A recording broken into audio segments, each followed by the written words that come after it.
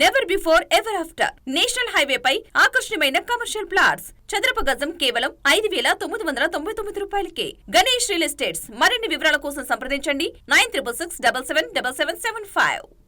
హైదరాబాద్లో పలు చోట్ల భారీ వర్షం కురుస్తుంది.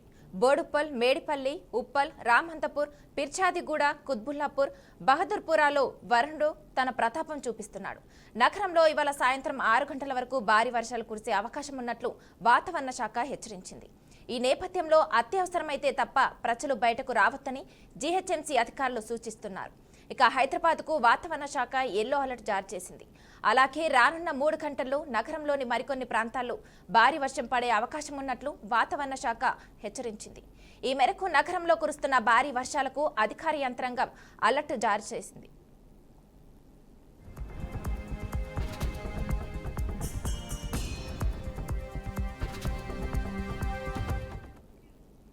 ఈ నేపథ్యంలో లోతట్టు ప్రాంతాల ప్రజలు అప్రమత్తంగా ఉండాలని సూచిస్తున్నారు.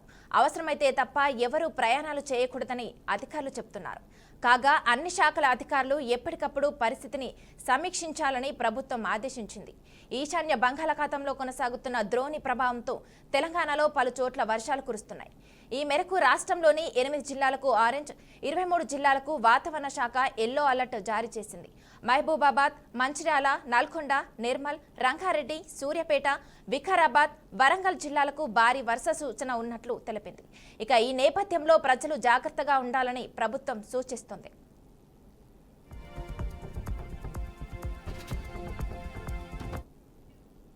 ఇక ఇదే అంశంపై పూర్తి సమాచారం మా ప్రతినిధి బాసిత్ అందిస్తారు. బాసిత్, చెప్పండి.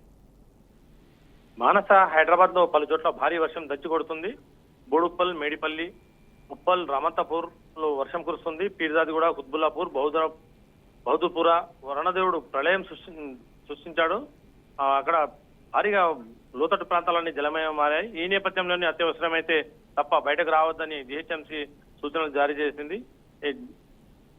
జీహెచ్ఎంసీ ఏర్పాటు చేసిన ప్రత్యేక బృందాలు కూడా అప్రమత్తమయ్యాయి. వాతావరణ శాఖ హైదరాబాద్ కు యెల్లో అలర్ట్ జారీ చేయడం జరిగింది. రానున్న 3 గంటల్లో మరికొన్ని ప్రాంతాల్లో వర్ష సూచన ఉందని చెప్పి లోతట్టు ప్రాంతాలు ప్రజలు అప్రమత్తంగా ఉండాలని చెప్పి కూడా చెప్పడం జరిగింది. రాష్ట్రంలోని 8 జిల్లాలకు ఆరెంజ్ అలర్ట్ తో పాటు 23 జిల్లాలకు యెల్లో అలర్ట్ జారీ చేయడం జరిగింది. మహబూబాద్, మంచిర్యాల్, నల్గొండ, నిర్మల్ జిల్లాల్లో భారీ వర్ష సూచన ఉన్నట్టు సమాచారం ఉంది. రంగారెడ్డి, సూర్యాపేట, వికారాబాద్, వరంగల్ జిల్లాలకు వర్ష హెచ్చరికలు జారీ చేయడం జరిగింది.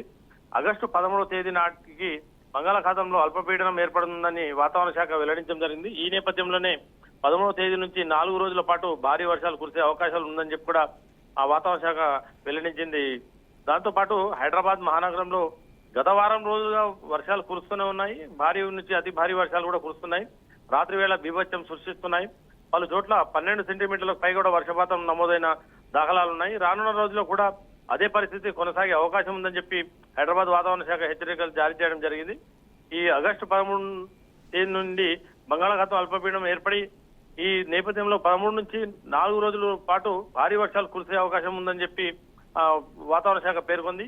ఈ రోజు, రేపు తెలంగాణ అంతటా భారీ నుంచి అతి భారీ వర్షాలు కురిసే అవకాశం ఉందని వాతావరణ శాఖ వెల్లడించింది. ములుగు, ఖమ్మం, భద్రాద్రి, కొత్తగూడెం, రాజన్న, సిరిసిల్ల, జనగామ, వికారాబాద్, మెదక్, సంగారెడ్డి, కామారెడ్డి, యాదాద్రి, భువనగిరి, రంగారెడ్డి, మేడ్చల్ జిల్లాల్లో అతి భారీ వర్షాలు కురుస్తాయని చెప్పి తెలపడం జరిగింది. ఆగస్టు 13 నుంచి 16 వరకు కూడా జగిత్యాల, కరీంనగర్, పెద్దపల్లి, ఆదిలాబాద్, కుమరం భీం, ఆసిఫాబాద్, మంచిర్యాల, జయశంకర్, భూపాల్పల్లి, మూలుగు, మహబూబాబాద్, నల్గొండ, యాదాద్రి, భువనగిరి, మేడ్చల్, రంగారెడ్డి, మెదక్, వికారాబాద్, హైదరాబాద్, రంగారెడ్డి జిల్లాలో భారీ నుంచి అతి భారీ వర్షాలు కురిసే అవకాశం అని చెప్పి వాతావరణ శాఖ వెల్లడించింది. ఆయా జిల్లాలకు కూడా రెడ్ అలర్ట్ తో పాటు ఆరెంజ్ అలర్ట్ కూడా జారీ చేయడం జరిగింది. వాతావరణ శాఖ హెచ్చరికల నేపథ్యంలో ప్రభుత్వం అలర్ట్ అయింది. ట్రిబ్యునల్లో మార్పులు కూడా చేసుకోవాలని ప్రజలకు ప్రభుత్వం సూచించింది. తెలంగాణ అంతటా అతి భారీ వర్షాలు పడే అవకాశం ఉంది కూడా ఐటీ కంపెనీలకు ప్రభుత్వం ఆదేశించినట్టు సమాచారం అందుతుంది. Manasa. Okay, thank you Basit.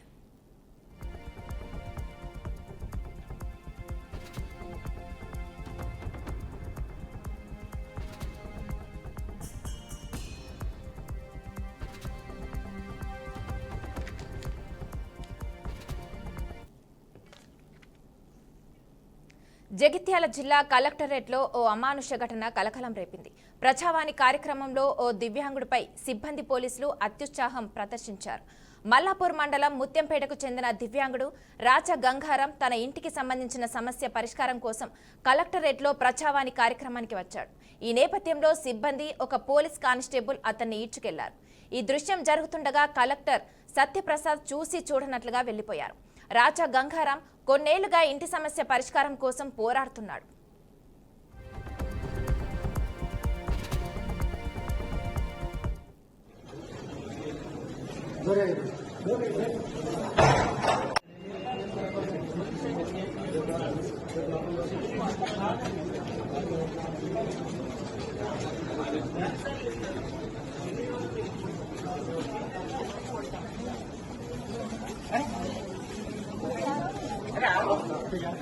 आगे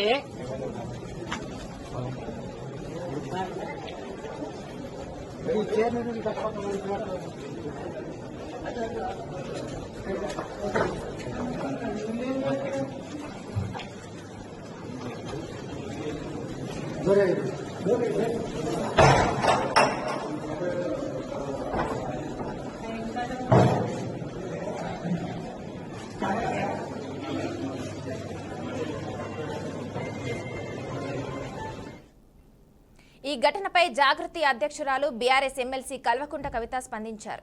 ఈ మేరకు జగిత్యాల జిల్లా కలెక్టర్పై ఆమె తీవ్రంగా స్పందించారు. ప్రజాపాలన అంటే ఇదేనా అంటూ ప్రశ్నించారు. ప్రజావాణిలో గోడు చెప్పుకునేందుకు వచ్చిన దివ్యాంగుణ్ణి కలెక్టర్ ఎదుటే వీల్ చైర్ నుంచి కింద పడేసి లాక్కెళ్లడం అత్యంత దుర్మార్గమని పేర్కొన్నారు. ఈ ఘటనకు కారణమైన కానిస్టేబుల్పై కఠిన చర్యలు తీసుకోవాలని, తన కళ్ల ముందే ఇంతటి దారుణం జరిగి కూడా స్పందించని జగిత్యాల కలెక్టర్పై చర్యలు తీసుకోవాలని ఎమ్మెల్సీ కల్వకుంట కవిత డిమాండ్ చేశారు.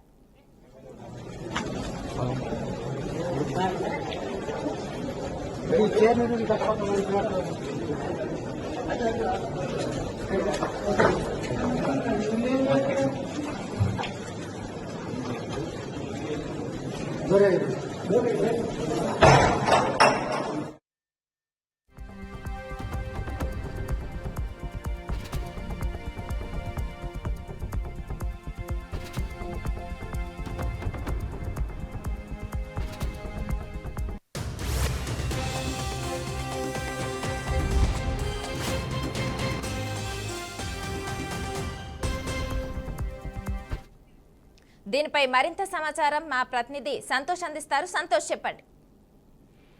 జగిత్యాల జిల్లా కలెక్టరేట్ కార్యాలయంలో ఒక అమానవీయ ఘటన అయితే చోటు చేసుకుంది. జగిత్యాల జిల్లాలోని ప్రజావాణిలో సమస్య తెలిపేందుకు వచ్చిన ఒక వికలాంగుడిని కానిస్టేబుల్ అత్యుత్సాహం ప్రదర్శించాడు. జగిత్యాల జిల్లా కార్యాలయంలో ఈ ఘటన చోటు చేసుకుంది. మల్లాపూర్ మండలం ముత్యంపేటకు చెందిన బాధితుడు రాజ గంగారం గత కొన్ని సంవత్సరాలుగా తన ఇంటి సమస్య పరిష్కారం కోసం ప్రభుత్వ కార్యాలయాల చుట్టూ తిరుగుతూ విసిగెత్తిపోయాడు. అయితే బాధితుడు రాజ గంగారం తన సమస్యపై ప్రభుత్వ కార్యాలయాల చుట్టూ ఎలాంటి తిరిగినప్పటికీ కూడా ఫలితం లేకపోవడంతో ప్రజావాణిలో సమస్య ఫిర్యాదు చేయడానికి వచ్చారు. అయితే కలెక్టర్ వస్తున్నారని సిబ్బంది అక్కడి నుండి ఈడ్చుకెళ్లారు. అక్కడే జరిగిన సన్నివేశాన్ని చూడనట్టుగా జిల్లా కలెక్టర్ వ్యవహరించారనే కూడా వాదనలు కూడా వస్తున్నాయి. అయితే గత కొంతకాలంగా కూడా తన సమస్యపై ప్రజావాణిలో జిల్లా కలెక్టర్ ని కలిశానని, తన సమస్యను వివరించకపోవడంతో అక్కడున్న సిబ్బంది వారం రోజుల్లో తన సమస్యను పరిష్కరించాలని జిల్లా కలెక్టర్ ఆదేశించారని కూడా బాధితుడు తెలపడం జరిగింది. అయితే తన ఎన్ని సంవత్సరాలు ప్రభుత్వ కార్యాలయాల్లో చుట్టూ తిరిగినప్పటికీ కూడా తన సమస్య పరిష్కారం కాకపోవడంతో ఆవేదన చెంది నిరసనకు దిగానని, అక్కడున్న సిబ్బంది తనపై దురుసుగా ప్రవర్తించాడని బాధితుడు తన ఆవేదన అయితే వ్యక్తం చేశాడు. ఏది ఏమైనప్పటికీ కూడా తన సమస్యను విన్నవించుకునేందుకు వచ్చిన ఓ వికలాంగుడిపై అలా దురుసుగా ప్రవర్తించడం సరికాదంటూ సామాన్య ప్రజలైతే ఆగ్రహాన్ని వ్యక్తం చేశారు. అయితే ఇదే విషయంపై ఎమ్మెల్సీ కవిత కూడా స్పందించినట్టయితే మనకు సమాచారం అందుతుంది. అయితే జిల్లా కలెక్టర్ కార్యాలయంలో కూడా ప్రతి సోమవారం రోజు నిర్వహిస్తున్నటువంటి ఈ ప్రజావాణి కార్యక్రమంలో ఎన్ని ఫిర్యాదులు వస్తున్నాయి, ఎన్ని సమస్యలు పరిష్కరిస్తున్నారు అనే దానిపై కూడా జిల్లా కలెక్టర్లు సానుకూలంగా పరిశీలించి సమస్యలన్నీ పరిశీలించి వారి సమస్యలు పరిష్కరించాలని అయితే ప్రజలు కోరుకుంటున్నారు. Okay Santosh, thank you Santosh.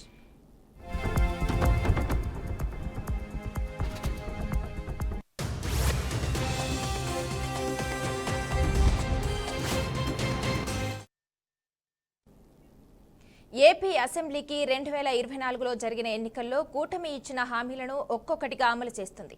ఇందులో భాగంగా ఈ నెల 15 నుంచి మహిళలకు ఆర్టీసీ బస్సుల్లో ఉచిత ప్రయాణ పథకాన్ని ప్రారంభించనున్నారు. ఈ పథకానికి సంబంధించిన అధికారిక జీవోను రాష్ట్ర ప్రభుత్వం విడుదల చేసింది. అందులో ఈ నెల 15 నుంచి టి.ఆర్.అండ్.బి శాఖ ఆంధ్రప్రదేశ్ రాష్ట్ర రోడ్డు రవాణా సంస్థ శ్రీశక్తి పథకం అమలు కానుంది. Ordinary, Palle Velugu, ultra Palle Velugu, express, metro ఎక్స్ప్రెస్లో మహిళలకు ఉచిత ప్రయాణం అందుబాటులోకి వస్తుంది. ఈ క్రమంలో ఆర్టీసీ బస్సుల్లో ఉండే మహిళా కండక్టర్ల యూనిఫామ్కు కెమెరాలు అటాచ్ చేయాలని, అలాగే అన్ని బస్ స్టేషన్లో సదుపాయాలు మెరుగుపరచాలని ప్రభుత్వం ఆదేశాలు జారీ చేసింది. ఈ ఉచిత బస్సు ప్రయాణం పథకానికి అర్హులైన మహిళా ప్రయాణికులకు జీరో ఫేర్ టికెట్లు ఇవ్వాలని, ఆ ఖర్చును ఆర్టీసీకి రాష్ట్ర ప్రభుత్వం రియంబర్స్ చేయనున్నట్లు ప్రకటించింది.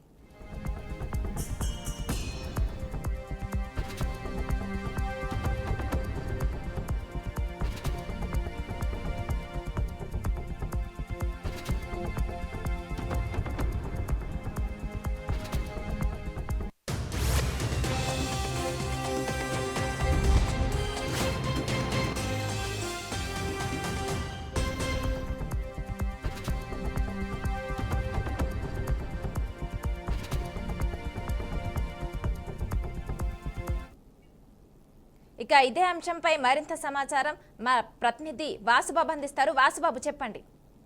రైట్ మంతా, సూపర్ 6 హామీలలో భాగంగా మహిళలకు ఉచిత బస్సు ప్రయాణం సదుపాయం కల్పిస్తామని టీడీపీ కూటమి ఎన్నికల సమయంలో హామీ ఇచ్చింది. ఇచ్చిన మాట ప్రకారం ఆగస్టు 15 నుంచి ఏపీలో మహిళలకు ఉచిత బస్సు ప్రయాణ సదుపాయాన్ని అయితే కల్పించనున్నారు.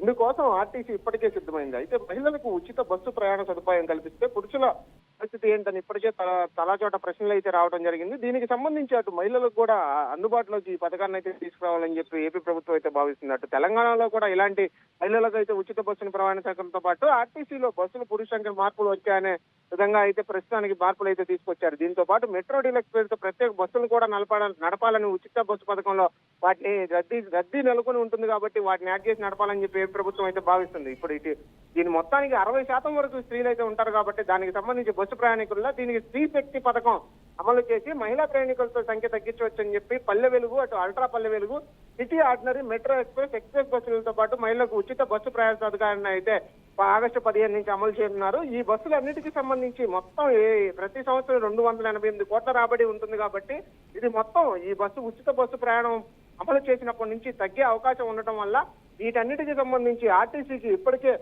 రీజనల్ కి సంబంధించి ఏ విధమైన నిధులు కేటాయించాలి, ఏ రీఎంబర్స్మెంట్ కింద నిధులు అయితే ఎలా మళ్లించాలని కూడా ఉచిత బస్సు ప్రయాణానికి సంబంధించి ఆంధ్రప్రదేశ్ ప్రభుత్వం అయితే భావిస్తుంది. అలాగే ఈ మొత్తానికి సంబంధించి ఛార్జీల విలువ మొత్తం 1453 కోట్ల వరకు ఉంటుందని ఇప్పటికే ఆంధ్రప్రదేశ్ ప్రభుత్వం అంచనా వేసింది. కాబట్టి వీటన్నిటికి సంబంధించి ఏమవుతుంది, వీటన్నిటిని అధికారులు ఎలా అయితే అంచనా వేస్తున్నారని చూడాలి. Manasa. Okay, thank you Vasubabu.